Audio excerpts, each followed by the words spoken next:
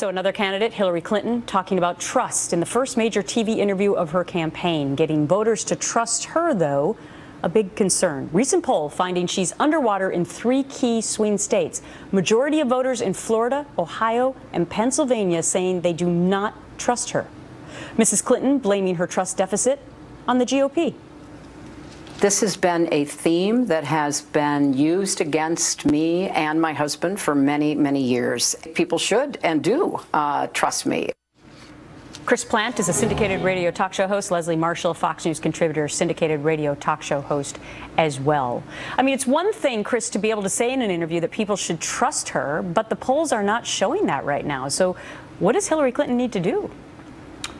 Well, what she needs to do, I suppose, is learn to tell the truth. But that's going to be a hard one, since we've got decades of history that indicate that she's not about to go that way. You know, the ORC poll finds that 57% of Americans say that she's not honest and trustworthy, and 42% say that she is. And when she was asked about that yesterday in the interview, she just kind of brushed past it and said, oh, no, people think I'm honest and trustworthy. And she said, well, you know, the polls say that that's not true. And she just shrugs it off and says, no, people do think I'm honest and trustworthy, which is, of course, another reason to think that she's not honest and trustworthy. Okay. Well, Leslie, did she answer it correctly? I mean, how could she have handled it better, or did she do a good job?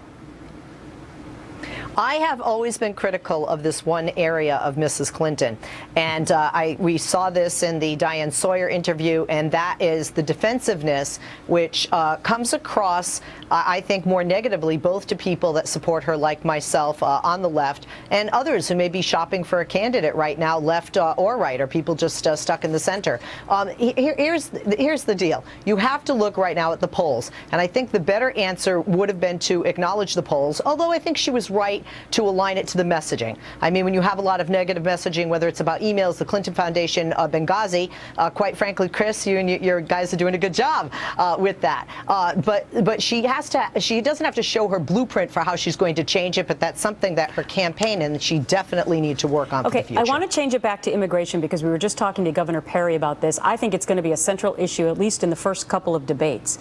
It's interesting because we were able to find that back 10 years ago, or more than that, in 2003, Mrs. Clinton had a different opinion about illegal immigration at the time. She said on a radio show back then, we've got to do several things, and I am, you know, adamantly against illegal immigrants. So, Chris, she seemed to have completely changed her stance on that now as she's campaigning for president in 2015. Why?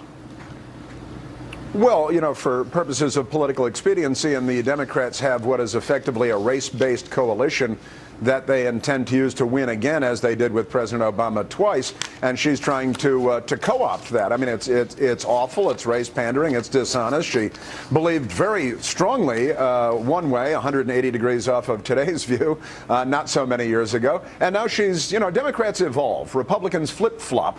And Democrats just evolve into new positions that are the opposite of their old positions, and the New York Times is fine with that. So they get away with it every time. Let me just get Leslie in here. Leslie? Sure. Well, Chris, I think left or right, how about they both sides change their mind? Marco Rubio has changed his mind on immigration. Jeb Bush has changed his mind on immigration. Rand Paul has changed his mind on immigration. But you got a lady on the left doing it, and all bets are off. Come on, this is typical. They're all cold this is on typical when you have situations that have taken place in San Francisco and Arizona that result in the loss of human life. In addition, they are all running for president, and I don't think they're just saying what they want us to hear. I think people do change their mind as well as change their tune. All right, good points from both of you. Leslie and Chris, thank you so much. Thanks.